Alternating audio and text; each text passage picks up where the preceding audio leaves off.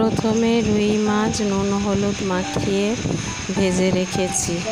এই একই কড়াতে ফোড়ন হিসেবে রাঁধুনি, টমেটো কুচি, পেঁয়াজ কুচি দিয়ে ভালো করে ভেজেছি। এ থেকে পটল, আলু, বেগুন লম্বা লম্বা করে কেটে রেখেছি। এটা ও লাউ শাক ভালো করে বেছে ধুয়ে রেখেছি। পর ওই একই কড়াতে মশলাগুলো ভাজা হয়ে গেলে পটল, আলু সমস্ত সবজিগুলো দিয়ে ভালো করে নুন হলুদ দিয়ে নেড়ে আরও ভাজতে থাক। কোনো সময় জ্বর বা সর্দি কাশি হয়, এই ঝোলটা খেতে খুব মুখে ভালো লাগে। যতক্ষণ না সবজিগুলো একটু ভাজা হয় ততক্ষণ এগুলোকে ভালো করে নেড়ে ভাজতে থাকবে। তারপর ভাজা হয়ে গেলে শাক আর লাউ ডাঁটাগুলো ওতে দিয়ে আবারও একটু ভাজবো।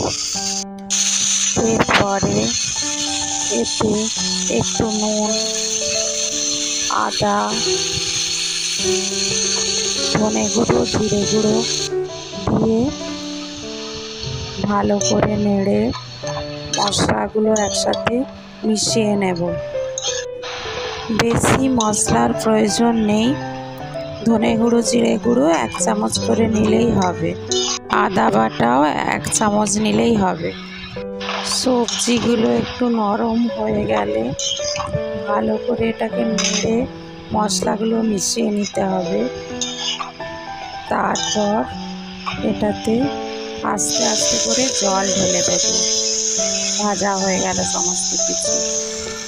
সবজিগুলো যাতে সেদ্ধ হয়ে যায় একটু চাপা দিয়ে রাখলেও হবে, না দিলেও চলবে। তারপর এবারে মাছগুলোকে একটা একটা ছেড়ে দেবো, দিয়ে আরেকটু জল লাগলে আরেকটু জল দেব।